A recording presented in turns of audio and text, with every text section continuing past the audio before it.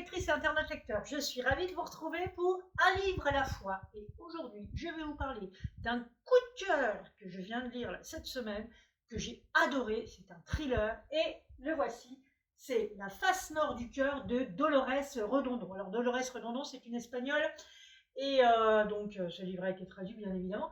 Et elle a déjà écrit une trilogie avant ce roman-là, dans lequel le personnage en fait de cette trilogie est repris dans ce roman. Mais ça gêne pas du tout la compréhension. Alors je sais plus le titre de la trilogie, mais je l'ai pas encore lu. Je pense que je vais le lire parce que j'ai vraiment aimé le personnage, donc qui est donc repris ici.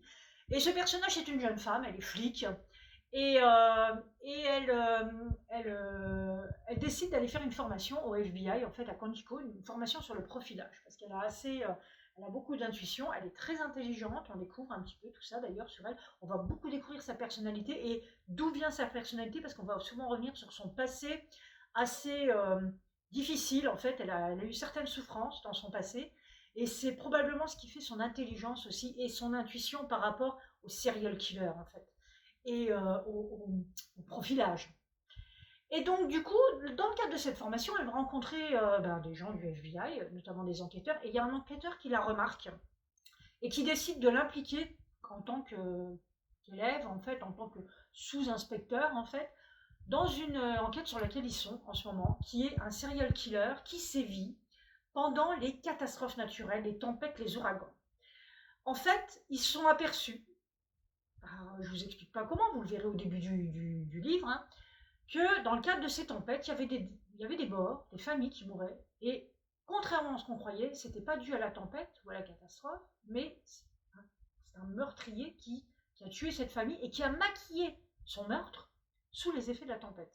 Alors je vous en dis pas plus, vous verrez, l'idée est très originale et j'ai beaucoup aimé ça. Et donc cette jeune femme qui va rencontrer ces gens du FBI dans le cadre de sa formation va se retrouver embarquée avec eux finalement dans cette enquête-là, puisque pour essayer de coincer ce tueur, qu'ils ne connaissent pas, ils ne savent pas du tout qui c'est, ils n'ont aucune information, aucune indication, et ben ils vont essayer d'aller se rendre sur les tempêtes qui pourraient arriver, puisqu'on peut les prévoir, même si on ne peut pas prévoir les conséquences, on peut au moins prévoir où elles vont se réaliser.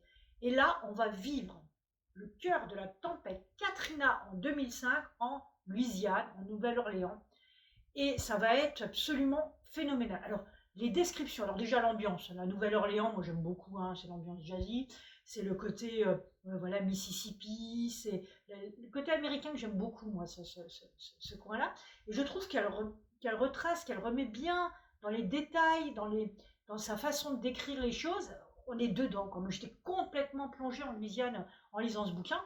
Et au milieu quand même d'une tempête avec les conséquences, et alors les conséquences sont très bien faites, très bien décrites, pour les gens, les conséquences matérielles, mais aussi psychologiques, enfin c'était absolument extraordinaire. Donc j'ai vraiment beaucoup aimé la façon dont c'est fait, dont c'est écrit.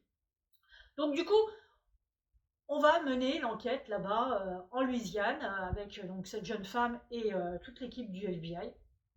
Et alors ce que j'ai aimé, c'est que dans cette enquête-là, il y en a une autre qui va arriver.